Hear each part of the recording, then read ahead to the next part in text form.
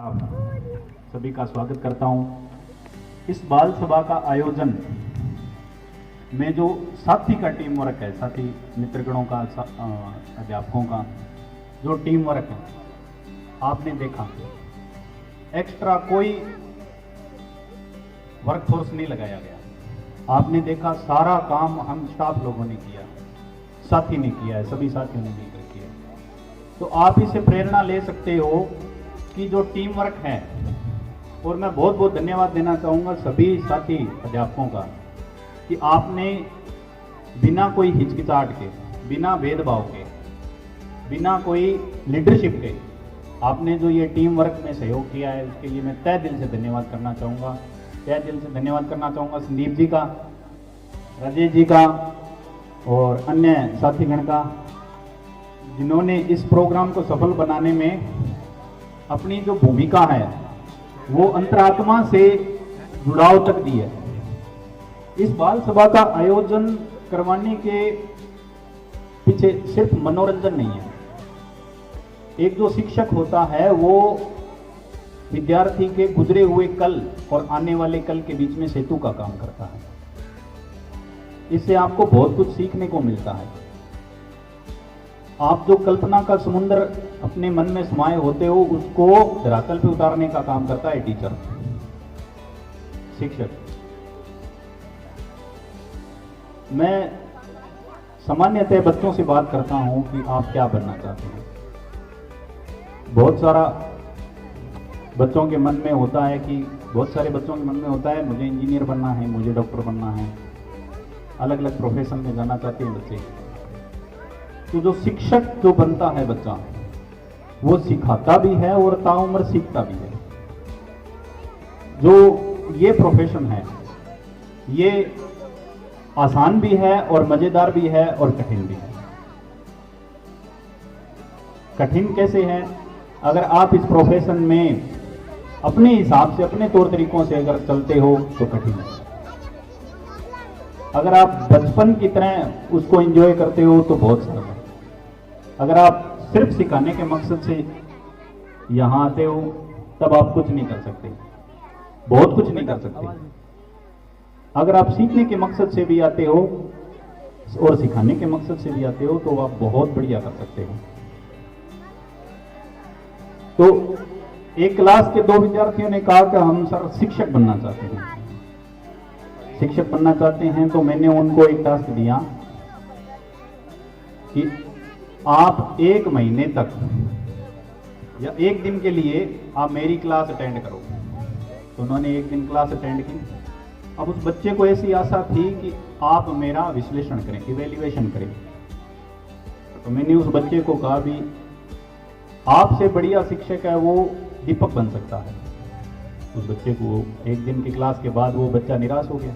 उसने पूरे दिन डट के मेहनत की, डट के पढ़ाया उसने छोटी क्लासों को। तो कहा सर मेरे में कमी कहाँ रह गई जो आपने मेरा नाम सजेस्ट नहीं करके दीपक का नाम सजेस्ट किया। मैंने कहा आपसे बढ़िया दीपक पढ़ा सकता है। तो फिर उस दोबारा बच्चे ने पूछा कि सर मेरे में कमी कहाँ रहेगी। मैं आपको तब बढ़िया मानूंगा जब बाहर, विद्यालय के बाहर एक कुम्हार है उसको पढ़ा के दिखाऊंगा। तो उस बच्चे ने 1 महीने तक खूब मेहनत की उस कुम्हार को पढ़ाने की। 1 महीने बाद वो बच्चा मेरे को मिला कि सर मैं उस कुम्हार को पढ़ाने में विफल रहा, उसके पास टाइम ही नहीं है सर, वो पढ़ना ही नहीं चाहता है। तो बताओ मैं कैसे उस कुम्हार को पढ़ाऊं? मैं क्या, महेश या दीपक ने, जो भी बच्चा पहले था उसने भी यही बात बोली। तो क्या सर हम में और मेरे में और दीपक में क्या फर्क हुआ? फिर आपने कैसे तय किया, किस नियम के आधार पर आपने मेरे में और दीपक में फर्क किया? तो मैंने कहा जब दीपक 1 महीने बाद कुम्हार के पास से लौटा था, क्योंकि सेम टास्क उसको भी दिया गया था, तब वो घड़ा बनाना सीख गया था। कुम्हार को नहीं पढ़ा पाया पर तो वो घड़ा बनाना सीख गया। तो जब हम आपको पढ़ाते हैं तो आपको पढ़ाते ही नहीं, आपसे सीखते भी बहुत कुछ है। तो एक शिक्षक होता है वो विद्यार्थी की कल्पनाओं के बीच की सेतु का काम करता है। उनसे सीखता भी है और सिखाता भी है। और ये दौर कुछ ड्यूरेशन नहीं होता, ये ताउम्र चलता है जब तक उसका अध्यापन चलता है।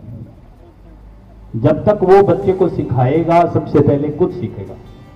तो एक शिक्षक होना सारे प्रोफेशन में सबसे बढ़िया प्रोफेशन है। ऐसा नहीं है बाकी सारे प्रोफेशन कम हैं या बढ़िया प्रोफेशन का है, मतलब उस प्रोफेशन में आप अपना बचपन, अपनी युवावस्था और अपनी आगे की आने वाली अवस्थाओं को एक साथ जीते हो। अगर आप कॉलेज में कहीं प्रोफेसर हो तो आप युवावस्था की जो सारी अवस्थाएं हैं उसको जीते हो। अगर आप विद्यालय के प्रोफेशन में हैं तो आप बच्चों के साथ, अगर आप बचपन में नहीं उतरते हो तब उनको न तो सिखा पाते हो न आप उनसे सीख पाते हो। आपके साथ बच्चे के साथ बच्चा होना पड़ेगा। तो एक जो शिक्षक होता है वो हर कसौटी पे उसको खरा उतरना होता है। तो इस गोष्ठी का आयोजन इसीलिए किया गया है कि आप हमसे सीख सकें और हम आपसे सीख सकें। ये जो बाल सभा का आयोजन किया गया है, इसमें जिस भी बच्चे ने परफॉर्म किया वो बेस्ट था और आगे चलकर दी बेस्ट की कंडीशन में आएगा। कोई बच्चा ऐसा नहीं था जिसने पहले से तैयारी करके आया हो। कल शाम को अनाउंसमेंट की गई और इतने बढ़िया परफॉर्मेंस आ रहे हैं, तो आप में टैलेंट की तो कमी बिल्कुल कहीं भी नहीं है।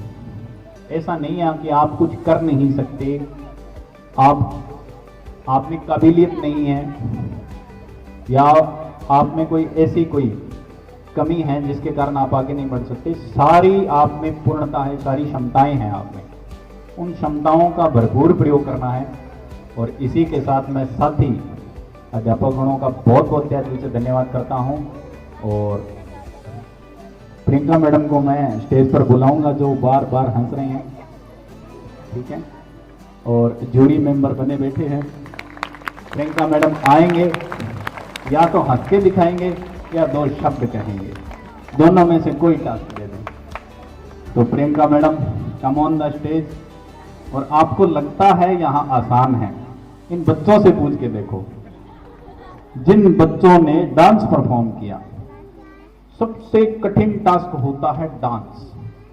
गाना तो फिर भी आप गा लोगे, पढ़ दोगे, गाना गाया नहीं जाएगा तो पढ़ दोगे। सबसे कठिन टास्क होता है डांस। आपके अंदर से निकलेगा ही नहीं निकल रहा था ना कुछ बच्चों का, ठीक है। तो आज जो आपने महसूस किया, जो फील आपने ली यहाँ पे, उसमें धीरे धीरे डेवलपमेंट होगा, उसमें धीरे धीरे सुधार आएगा। आपने महसूस किया होगा कुछ अध्यापक गण भी इस स्टेज को पहली बार अनुभव कर रहे थे ना। कुछ अध्यापक गण थे जो कुछ सोच के कुछ हो रहे थे, बोल कुछ और रहे थे, निकल कुछ और रहा था, पहुंच कुछ और रहा था, समझ में कुछ और ही आ रहा था, ठीक है। क्योंकि रटा रटाया काम है वो तो फिर, और फॉर्मल लैंग्वेज में तो फिर वो वैसे ही निकलेगा, है ना। तो जो यहां तक आता है ना, जो बच्चा वहां से परफॉर्म करने के लिए उठता है, तो उसके साथ जो उसकी तैयारी उठती है वो धीरे धीरे आते आते स्टेज से नीचे रह जाती है। उसकी जो एक्सपीरियंस है, जो उसने तैयार करके रेडी करके रखे थे, वो यहां तक आते आते नल एंड वॉइड हो जाते हैं। फिर जो एक्चुअली जो उसको टास्क करना होता है, अब वो उसका टैलेंट होता है, उसका कॉन्फिडेंस होता है।